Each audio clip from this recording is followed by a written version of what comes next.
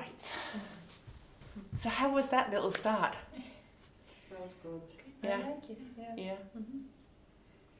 It's good. That's really what mindfulness is about in a nutshell. Of course, it's a lot Okay. more than that. Okay. But it's nothing mysterious or anything. Yeah. It's just about going from here and those crazy thoughts that just keep going around and around and around and coming into the body.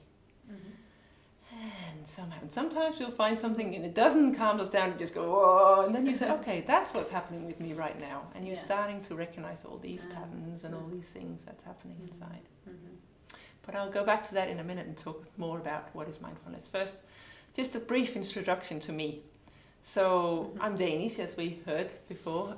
I came to the Netherlands 11 years ago now. Yes. I came because my husband works for NATO, and I was in a job as a communication consultant before. This is actually my first degree. I used to be a communication consultant for the Danish Defence. And we had 2 very young children when we came, and we had no time for our children and family. And so when Steve, my husband, was offered a job, we jumped at it. And I came here and I was like, oh my God, what have I done? I'm just a mother. I'm just a housewife. And I was like, oh. And I realized how much married I was to my title and my whole career and who I was. And so I sort of went into a little bit of an identity crisis going, what am I going to do with this life all of a sudden I have? But you were busy with the kids. I was, but then they started school, right? So I had the days, and it wasn't quite enough for me. I needed something that was me, that was something that I did for me. So I started actually, I went back and studied psychology at the Open University in England. So I did a degree in psychology. And as a part of this, I was doing research into people like myself that had given up their career in order to follow their partner around the world. So I was doing workshops about how to deal with this whole change in life and who am I and identity. But it was very much from an intellectual point of view. But I've always had this interest in yoga and meditation, but I had this idea that meditation was something, like I had this idea that there was just this switch in the back of the head, you could just go whoop, and it was all ooh, nice and quiet in there. But of course that's not how we work. So I thought, okay, if I'm really going to learn this, I'm going to fully immerse myself in it. So I went on a silent retreat for 5 days, where it was like half an hour sitting meditation, half an hour walking meditation, half an hour sitting meditation, and you were not allowed to talk to your fellow participants, students. It's difficult. It was very difficult, yes, but it was also very enlightening. And I came out of there, it was like, wow, this is really such a powerful tool, because so a specific story was that I was, because you're not used to sitting still for so long, the teacher was saying on the second day, I bet you all have some kind of physical difficulty right now. And yeah, for me, it was my lower back. It was killing me. And it was, you've got to focus on your breath. And I'm like, oh, I can't, my back is killing me. I don't want it, I can't let it go away. And she said, so you have 2 options. You can either change life, change the situation. So I tried that. I let go of my ego, so I wasn't sitting in lotus position, not that I could anyway, but tried to. And instead I'd sat up against the wall or on a chair, and it didn't really work. It was still there, the pain. And then she said the second option is to change your relationship with the pain. So instead of trying to fight it as something you don't want, just allow it and see what it actually is beyond this initial label, pain. So I sat and I went beyond it and I said, okay, so if it has a color, what color would it be? What shape is it? Is it moving? Does it have a texture? Is it warm? Is it cold? And I was just sitting there, just like studying it with my body and feeling it and allowing it to be there. And it didn't go away, but I was able to feel it, but as well as focusing on what I was supposed to do, my task, which was to focus on my breath. So I could be okay with it. And that's really what mindfulness is about. It's in this Western world that we live in, if there's something wrong in our lives, we go and see somebody and we expect like a therapist or a doctor to get rid of it. But mindfulness is more about opening up and saying, okay, there are things we can't change. But the more we try to resist them, the more they tend to get stronger. And they don't go away. We can't get rid of them. But we can change our relationship with them. And I got that because all these things that I had been teaching from my head, all of a sudden I understood them embodied with my body and mind.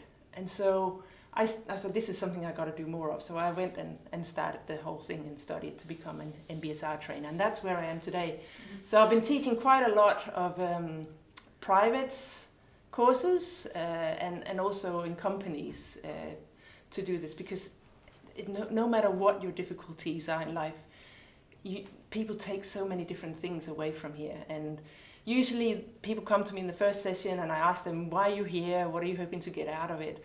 And then I tell them to just let go of all of this. Just see what happens, because that's what mindfulness is about. It's the only thing we do with no goal in sight. It's not about achieving something. It's about letting be what is here. And funnily enough, in an awkward kind of way, it sort of tends to work. Maybe not in the way we had anticipated it, but it gives us something.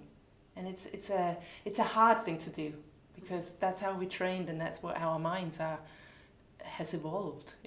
That if we want to achieve something, we want to change, we want to solve problems, right? That's what we do. So mindfulness is just actually about stepping back and do nothing. And it's hard.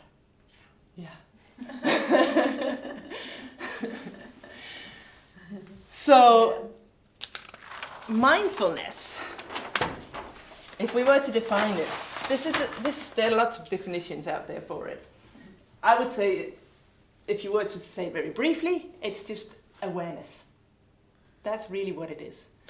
John Kabat-Zinn, which is the guy who created the MBSR, which I'll talk about a little bit later, he defines it like this: mindfulness is paying attention intentionally.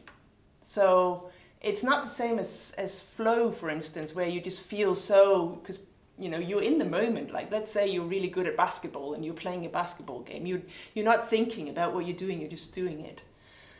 But with mindfulness, you have an extra element of being aware of being aware. Mm. So you're saying, right now, I'm going to sit and focus on my feet on the floor or whatever it is, the sounds. And you being aware of all these things that's happening around us. So it's intentionally, and that means you can't be mindful all the time. That's impossible, because sometimes you got to get things done and you got to do things. So it's a balance, right? It's non-judgmentally, which, yeah, you're laughing, because you can't. You will always judge things. If you ever just sit and listen to sounds, as soon as there's a sound coming in, you make a judgment about whether you like it, whether you want it to go away, where it's coming from, and you make sense of things. That's what your mind do. But the non-judgmental part is really to just be aware of these judgments, because autopilot is what most of us live our lives on. We're not aware of these judgments. We're not aware of all the things we just do on automatic pilot. You just do so many things every day, and you don't. When I was doing this as a participant, the MBSR course, I was shocked to hear that there was birds in the Netherlands, because I'd never listened to them before. Things like you just don't notice these little things that just makes life so rich. Yeah. Because you're just I got to do this, tick, tick, tick, tick, right? You don't live in the moment and actually feel them. And then the present moment, of course. Mm-hmm. Why is it good to be in the present moment? Just to really live the life, to experience everything at that moment. Mm-hmm. Yeah. It's the only thing that we can do something about it. We cannot do anything about the past and anything about the future, but now is important. Yes, yes, Yeah. exactly, Yeah. exactly. Yeah. But the problem is that we spend most of our lives either in the past or in the future.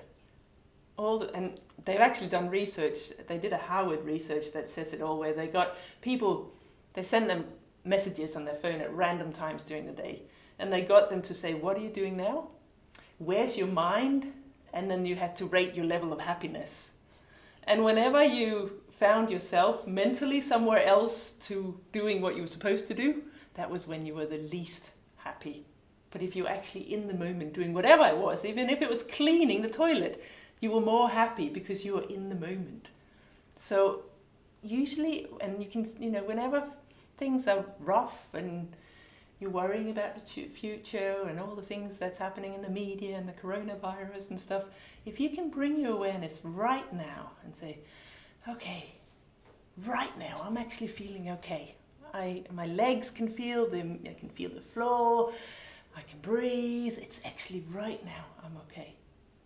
So you're bringing your awareness into this moment, and we're using our bodies a lot. So this triangle awareness, you're going to be hearing me guide you a lot if you do the course, is so a lot of the times I'm asking, so what body sensations are here right now? Because the body is such a great tool to center ourselves and say, right now, what's happening in my body? We spend so much time in our head problem solving that we sometimes forget all these signals that our body is sending us. I don't know if you've ever had a really busy time, a deadline maybe, and then you finish and you go on holiday, and then you just become ill, right? And that's because your body's just been screaming to you, stop, I need to rest. And then finally you're listening, okay, my body is saying you need some rest, and you just that's what's happening. So the more we can become aware of the signals that our body is sending, it's got so much information about how we're living our lives and whether it's in a healthy way or not so healthy way. So we become more aware of that and we start to listen to it. Emotions and thoughts, those two, even all three of them, they just get so intertangled often. And often a thought will send us into an emotion that will give us a body sensation, that will give us another thought. And so in the mindfulness course, we start to well, that's just a thought. I'm not good enough. Thoughts like that we all have our favorites of. It's just a thought. And so we're starting to be able to step away from them and go, oh, I hear you thought, I recognize you, you come a lot. I've heard you my whole life, but it's just a thought. And so when you can start to just step back and look at that thought as a thought and nothing more, it might not be true, most of the time they're not, then you can start to go, okay, I don't have to go into this spiral. I don't have to let me feel sad or anxious or whatever because I'm having that thought. I can stop it before it lets me go down and down and down. So that's a very much, what brings us into the present moment. So in a nutshell, there's two things that we do when we do meditations and mindfulness. And by the way, you can be mindful without meditation. It's a lot of people do it. So just cooking and being there when you're cooking and you're smelling the tomato, you're looking at the green color and you're just there instead of thinking about tomorrow's dinner. That's being mindful as well.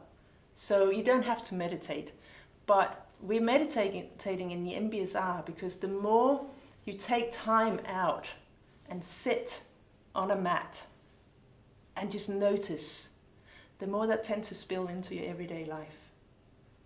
So it's sort of a shortcut, even though it might not sound easy. It is. And you're sort of forcing yourself to actually go in and do it.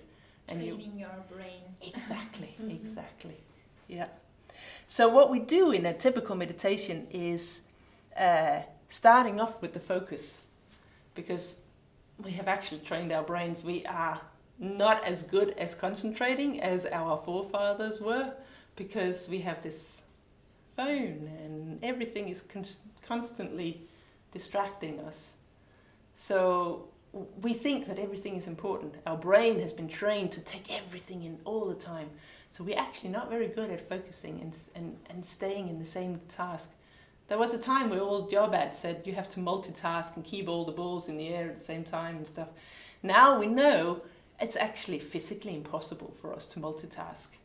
We might think we're multitasking, but we're actually doing one task, and then we sort of readjust, do another task, readjust, do that one again. We can't do it out. We have limited capacity. We can't do it all.